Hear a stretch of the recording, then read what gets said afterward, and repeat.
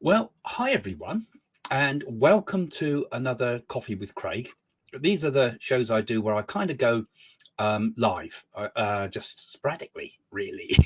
So if you want to catch me, don't forget to follow me, and then you'll see when there's announcements coming up.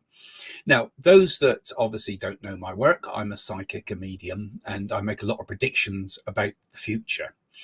And one has come up today that I noticed in the paper.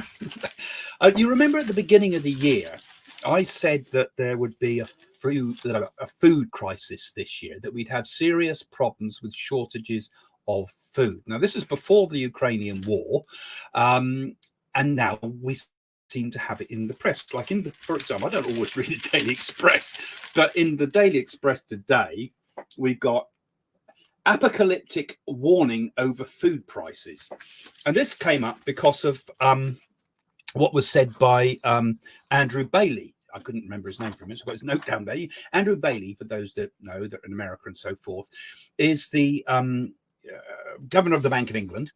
And he was kind of pulled back a bit, really, for saying that. I thought, this is a bit of an exaggeration. This is a bit of scare tactics, isn't it? But he's obviously been watching this channel, hasn't he? Because in many respects, he's absolutely right, isn't he? Because we do have a real serious problem already now identified. So I saw it some time back. Jane said the same thing, some time ago, that there's going to be a major food crisis. And we have that starting now.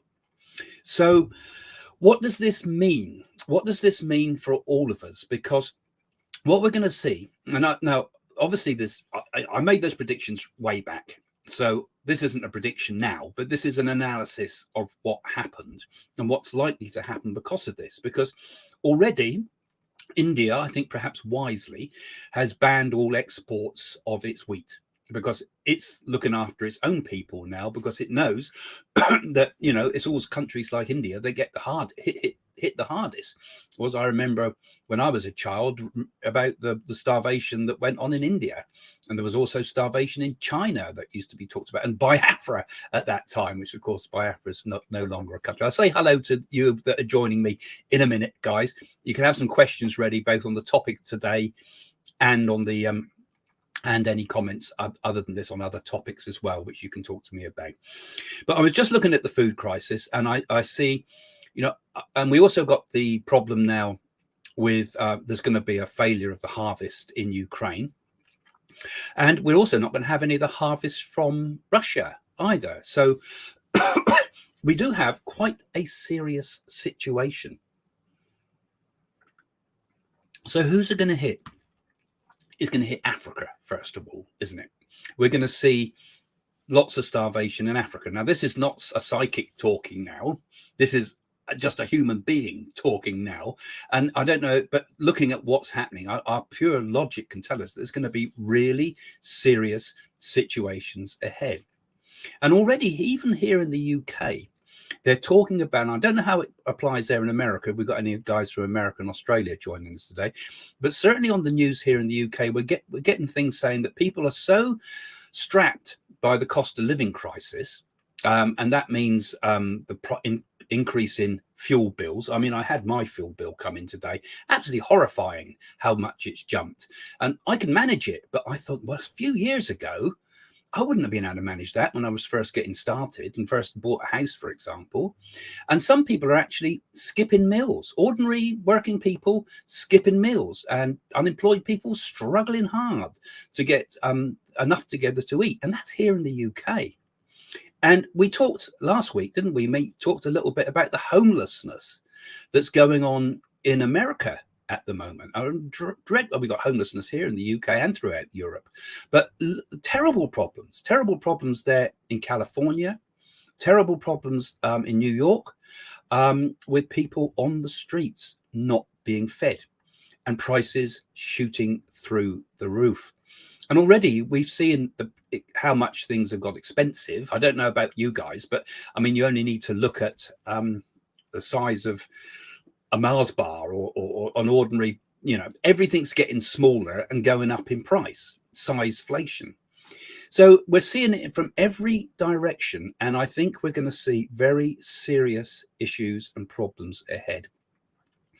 And it made me think about moral values. You know, what moral values have we got now here in the West, particularly?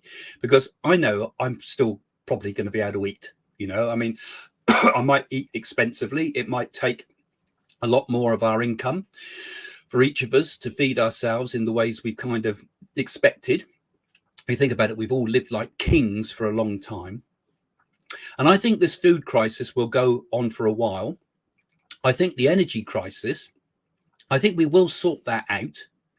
Because if you think about the energy crisis, a lot of the problem is that we've become, well, not we, those that buy the power, those that high up in the, who can afford to buy oil to process, have taken the easy route all the time, haven't they? They've always got it from Russia. Or now we're going to say, oh, well, now we're going to buy it from Africa.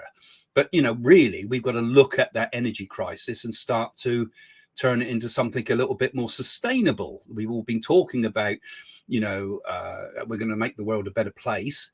And yet all we do is build a few stupid bloody cycle tracks. You know, I mean, really, we should be thinking much, much, much bigger scale of changing our futures, and particularly what's going to happen. Are we going to be able to feed the world? You know, and I think we're going to see in the coming months and the coming years far more of this in the news. And on top of all this, you know, because Ukraine has kind of upset the apple cart. There's not many apples left on it, is it? But it's upset the apple cart, and everything is done on such slim margins, maximum profits, but slim margins on everything to make sure we, you know, it's all on mass stuff, isn't it? And now that's popped that balloon. And now people may have to start, and I think we will have to start thinking about, do we throw that chicken carcass out, or do we make a soup from it? But I think it's going to be serious problems for people. And that brings me to the, before I take some of your questions, guys, but it makes me think about the moral issues of this. Now, I suppose moral's the wrong word, because moral is actually a word that comes from Latin. It means mores, so it means rules. So that's kind of rules. So I'm just thinking about this more in terms of what's the right word for this. So I suppose it's the ethics. Morals and ethics are often bandied together, but ethics is a Greek word, I suppose a Latin word, that means character, about who we are, how we voluntarily do spiritual work. Really, it's about the whole idea of a cultivation of good values. Really, you know, that's something that Plato talked a lot about as well. You know, he talked about the four virtues, for example, the virtues of wisdom, courage. He talked about wisdom, courage, self-restraint, and justice. I think his four virtues were, and those are all things that we've thrown out the window, haven't we? You know, or there was the Christian idea of faith, hope, and love, wasn't there? The Christian idea was faith, hope, and love. All those are the kind of the virtues. And we also have the nams and the niyams in India and things. All the cultures of the world have these ideas of what's ethically right to do. And if you look at our adverts today, and you look at the adverts, say, I imagine them on billboards, for example, you see all the bad virtues being encouraged, don't you? In all directions, we're getting bad virtues thrown at us. We see gluttony, you know, and here we are in a time of potential food crisis when people are going to perhaps be starving soon. But no, what we see again, of course, bombarded from all directions, even in on our laptops and every device we've got, every newspaper ad we look at, everything we look at, there's greed, there's gluttony, and it encourages all sorts of negative values all the time, doesn't it? I mean, even lust is used sexuality is used to sell things, and jealousy. You know, you should have this because if you don't have it, the other person will have. Keeping up with the Joneses sort of type of idea too. So all the time we're seeing an input, aren't we, of awful values in every direction. And I remember when I went to India, one of some of the things that amazed me when you go through the airport there, they often have quotations from Gandhi and quotations from all the great thinkers and teachers of India, plastered all over the walls on everywhere, you know, not just in the airport as they welcome you, welcome to this country of spirituality, it sort of tells you. And you see all these beautiful quotations that really make you stop and think. And also even in the streets where they fill the world with these ideas. Now, India is not a perfect country by no means, but wouldn't we also perhaps be able to take a lesson from this ourselves? You know, that we think that couldn't we counter some of this awful advertising, maybe by charging, you know, the companies that put all the awful adverts up, like gambling, you know, couldn't we make them also pay a certain proportion of their advertising revenue to put a positive message up about sharing, or about saving, or about caring, or about kindness, or about wisdom? You know, it would be we need to counteract this, because the human consciousness at the moment is beset by all these horrible negative values. And here we are once again on a helter-skelter on the way to chaos. Because already, you know, the head of the Bank of England, you know, show you again, Andrew Bailey, saying apocalypse warning over food prices. And we're only worried about the food. What about food shortages for those that haven't got the money to pay for it? Okay, so that's my thoughts, guys. That's my thoughts about what's going on in the world today, because I like to pick up on something topical. And in particular, as I said at the beginning, these were the predictions I was making right back at the beginning of the year, even before the Ukraine crisis. I was saying there are going to be food shortages ahead. Beware, watch out. And sadly, that prediction's coming true. And, you know, perhaps fortunately, we've got people like you guys now watching me now, and Jane and the rest of us, who maybe think about these things and maybe will help us to reconsider our moral and ethical position on this. Right, I'm going to take a few of your questions now. So bear with me, because I haven't got Domenico with me today. I'll put a few hellos up as I have a look through, you know. So I'm not going to say hello to each of you, but it is appreciated you coming on here like this, you know. Nice of you, Dawes. You're so very kind to us, you know, you guys.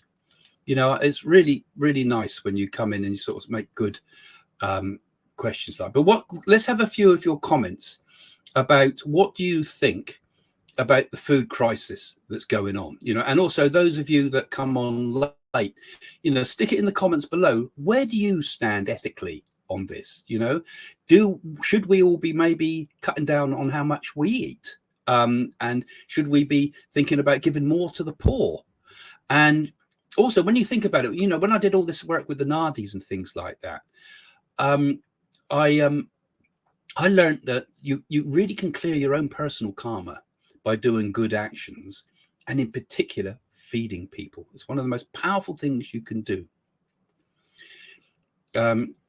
I saw this one come up because I think I just put it up because you asked about how can I connect with Jane. Please just go through the website, send something in through the website, Ingrid. I think I saw a comment you put up earlier. Put it in through the website, and of course follow Jane's channel, which is in the description below too. So what have we got here? So let's have a look and find.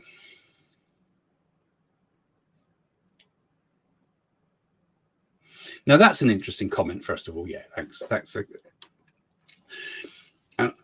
The food crisis is artificially created. We have enough food for 10 billion people. Now, I think you've got a real point there because, you know, first and foremost, there is enough food to go around. I mean, I've looked at the statistics on this myself, Eric. There's loads of food to go around. We can feed our population. We can feed the population of the world plus more. The world is incredibly abundant, really, and we haven't even started to think about how we could harvest things like plankton, you know, for example, like they did in Soylent Green, if you remember that lovely story. Soylent Green, rather. So much of it, artificial shortages are made. If you look at it, for example, petrol and the rest of it and the fuel, I mean, they deliberately only pump a certain amount of oil just to make sure they can keep the price up. This is what OPEC and all the rest of it's about, you know, and they want to sell it to us for as maximum profit all the time. So artificial, nothing is ever considered to help people in general. We are ruled by some of the worst tyrannies that the earth has ever seen. really, in my opinion. It's we used to have emperors and kings that used to ruin our world. Now we have chief executives and all the all the people at the top who artificially manipulate the world. Shouldn't we, hopefully, I mean, I'm optimistic here, but couldn't we somehow, through perhaps our rules and politics, force them to put some moral, to counterbalance the bad morals that they're showing with good ones, with good advertising? Like I said, I don't know what you think about that idea, if you think it's daft. I mean, but I think we do need something like that, not. And who decides what those moral values are? That's always the difficulty. But I would probably go back perhaps to Thomas Aquinas and Plato and people like that. That's our basis, because it's in a secular society. I mean, we need to sort of look, or even what the psychologists might say. But we do need to change our attitude. And Spain and France have big spaces of soil where they abandoned their agriculture. Yeah. But there's a whole lot of land that's being badly used. I mean, the center of Spain in particular could easily be cultivated much better, in my opinion. I mean, I don't know I'm not an economist, but I mean, when you look at it, there's whole areas of the world I'm sure could be worked much better. But I think we should be focusing much more, and perhaps a food shortage will make us do this, be much more focused on desalination. Small units that could take the salt out of the seawater and convert it into fresh water. And I'm sure we could do that in small little drops using solar power. Pump salt water in some areas and take the salt out and sprinkle it on the soils. And yeah, so these are interesting ideas too here. Thanks, Julia. Yes, Debbie and Bill Gates conveniently put his money into artificial breast milk not long ago. Yeah, they know what's going on, don't they? And he's not alone. I mean, when you're at the top of the tree like that, you can foresee all sorts of potential options. I was thinking also about Twitter, with Matey at Twitter. What's his name for now? Push the price up and then maybe pull out while the price is up and say, no, it's too much spam on there. I'm coming out. Pull out now. I'll pull out just at the last minute while the price is high and let it crash. Meanwhile, made loads of money, and this is how they're working with everything. Everything's being manipulated. Even the great brands that used to be, part of each culture, all been hoodwinked, and they're all been destroyed. Some of the old businesses, the co-op in particular, for example, was all set up by the workers to make sure that people didn't get ripped off by the factory owners, and the cooperatives and the building societies, and all those Andrew Jackson Davis, wasn't it, that helped settle that up? I can't forget my history now, but that all these things were set up to try to found that we can actually run business morally, but we don't now, do we? Yeah, every country has some percentage extra that could be allocated to food production, but these countries are being used for other things like living. Yeah, I mean, local to me, I mean, all the farms are being built on now, and built on floodplains and the rest of it. I mean, it's shocking, isn't it? Really, I'm building inappropriate houses and wrong houses in inappropriate places, wrong houses in the wrong places. There's a way, but I think someone put that up somewhere. I mean, that's what's happening, and not only that, the beautiful landscape of art, particularly here in the UK, what makes the UK so beautiful is being torn up and ripped up. And agriculture, I look at it all and think, it's not happening, is it? I mean, shouldn't we be looking to maybe small farmsteads? Shouldn't we be looking much more to become self-efficient? That's a word that everybody's forgotten about now. It's all globalism, isn't it? Couldn't we really be thinking in terms of the importance of thinking small? Because often when you sort of get big organizations, a few take it all. It's more temptation for greed. But I think if you get the smaller and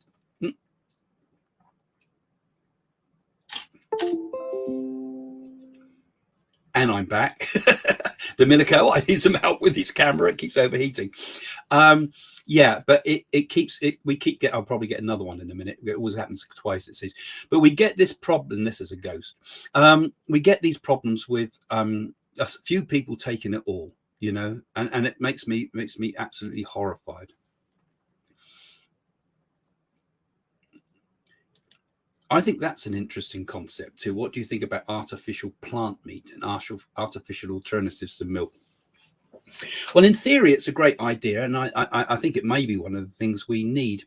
But the thing is, food is not just about chemicals, is it? It's about life force. And if we fresh plants have like freshly picked fruit and things like that, have what's in it called, what in India they would call sattvic. It has prana, it has life force in it. Dead things like meat, and I eat meat, but I mean, they have tamasic energy in it, dark black light in it, as it were. So anything that's being made artificially like that is what I would put in the area of tamasic, probably doubly tamasic. So on an energetic level, I would have thought it's probably not going to be very good. On a ethical level, it might help save the planet from so much meat production. It would be lovely to see that you could still eat steak, but feel that nothing's been harmed on it on your behalf, you know. I think it could. There's lots of potential ideas there, but I think one of the things that would worry me about that, Patty, is the life force, because you know, if you study yoga and things, you know that even the air you breathe nourishes, not just gives you oxygen, but it has prana that is taken into the body and becomes all the bodily other pranas, prana and all the rest of it is all interlocked in our auric frame. So this is part of the problem. Yeah, the media's complicit. I mean, this is where I think advertising should be taken to book, don't you?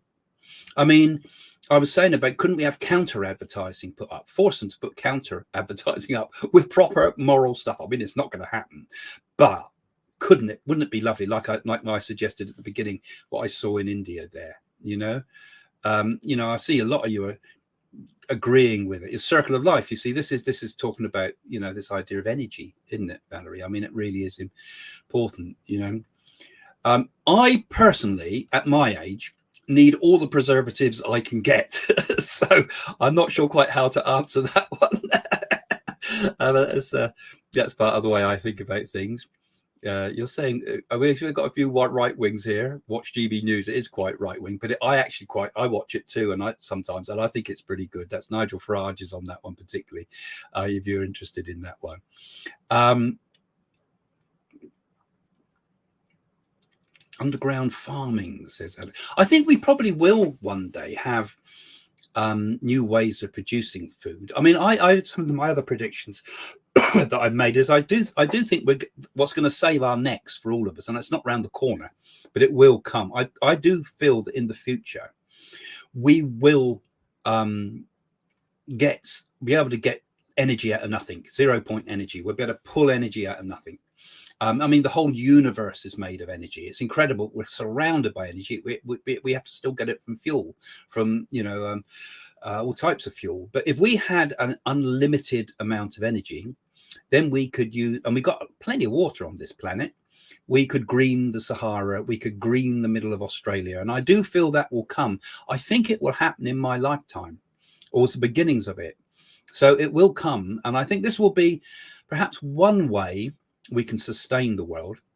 But the main problem we have, certainly here in the UK, is we're overpopulated. Every single problem that you can talk about, like when I'm moaning about housing and everything like that, it's overpopulation, isn't it? That's our main problem.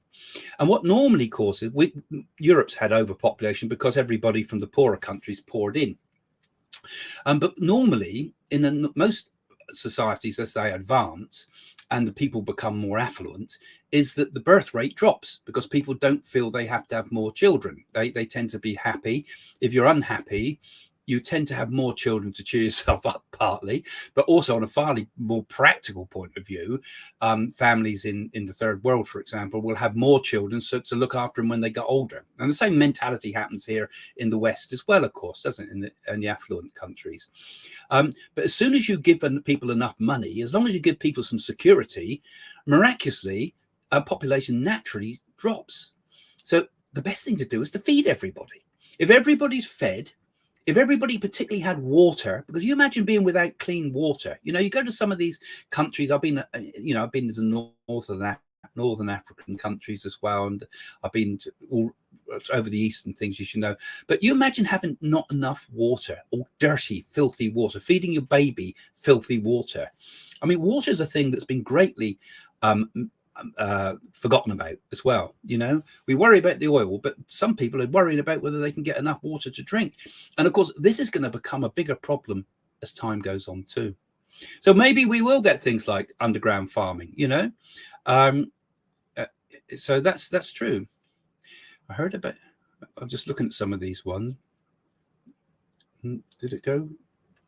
Oops, no, here we go. So I feel so hopeless. Sometimes it's hard to be happy and to feel good when so many people suffer, since we are all interconnected. Now, that's an interesting thought, Patty. But I mean, I think, the world's always going to be a tough place out there, and God knows what things we might get in the future. Most of the problems we've got today are self-made, but who knows what things might happen if we had asteroids or anything like that, which are all potential things. So we've always going to have difficult, worrying times outside. But I think we have to learn to be happy. This is, like I wrote in my book, Be Happy. We can be happy because we need to internalize ourselves. Once we internalize ourselves and we're not constantly worrying about the outside world, and it's not selfish to do this, it's important. The best thing you can do for the world is to be happy yourself.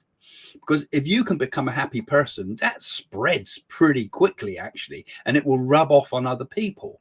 So being happy is really important. So we mustn't let it get us down. I wrote a whole book about this topic, but it really is important that we allow ourselves, even in the most awful situations, to be happy. Look at them in the Second World War. Some of the greatest songs and sing-alongs came from the times of the Second World War and the Great Depression and things like that. It's often in the hard times that we really find the human spirit.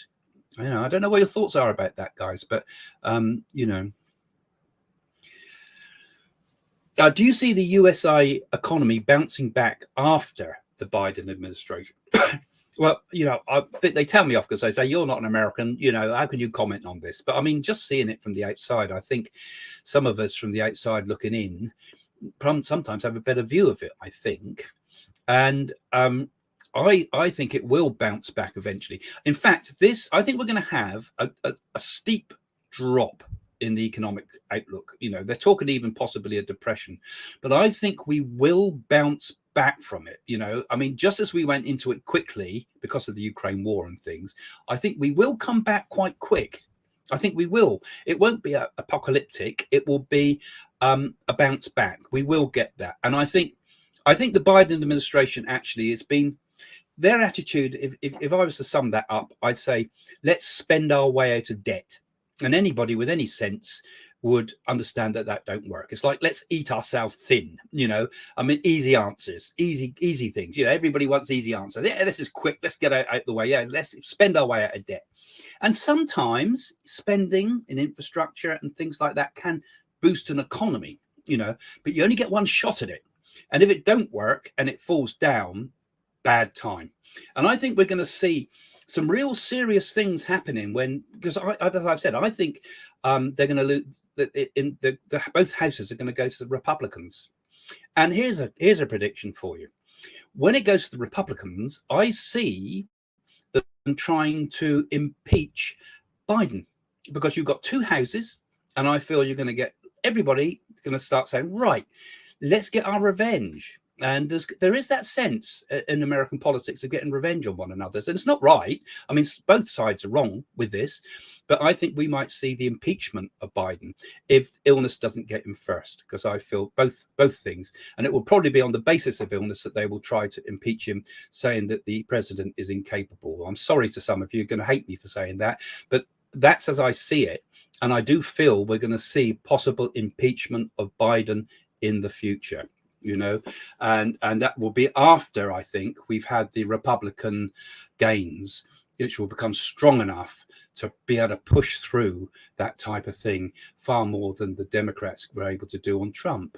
And I know I like Trump because I think he's a man that at least says what he means and does it. I don't necessarily think he's got it right, because a lot that goes wrong there. But I think America is in danger personally. Because of its overspending and its sleepwalking. He's like a symbol of sleepwalking America. And it's the same all round too. I mean, Trudeau, I think I put in the same boat as someone that I personally think has got to go. I keep thinking he's going to go and I keep getting it wrong. So I'm not going to say anything about Trudeau. I mean, I'm amazed he's still there personally. And in Britain here too, I mean, we've got Etonian politics again going on. I think we need a big shake up with everywhere and a bit more compassion in our politics and plain simple common sense, and particularly in the media with all this daft wokeism that goes on and all these crazy gender fluid ideas. I'm sorry, but I think it's bonkers, and I think we need a bit more common sense and get back to perhaps some of the older. I really am sounding like my granddad now when they used to tell me off when I was a young hippie. But we do need to go broke. I just saw your comment there. That's funny. That's a good one. That's funny. Yeah,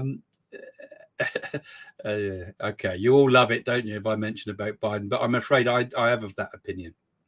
Anyway, I'm going to finish now, I think, guys, because I think it's quite and some interesting thoughts, I think, and thank you for your contributions here, because it's very useful. So the basic summary of it has been, look, all those things about politics and things aside, I mean, I saw it coming with this food crisis, and so did Jane. We both were commenting about this a while back. And I think it is a serious issue. And why should the poor suffer? And I think all of us, actually, we ought to think about doing something.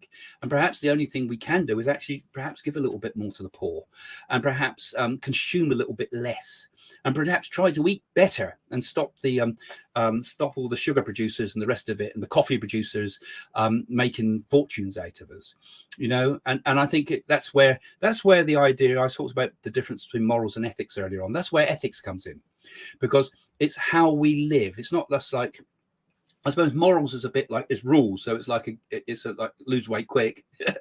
Ethics is like the ongoing lifestyle. You keep it going, And I think with the ethics of this world, we all need to start really carefully considering our ethical values. And I know most of you here that come to this are very much into these ideas, because you wouldn't be following my channel if you weren't. But we've got to start perhaps even trying to get it out there a bit more for people, and being the examples to the world and trying to do things in the right way. Anyway, those are my thoughts.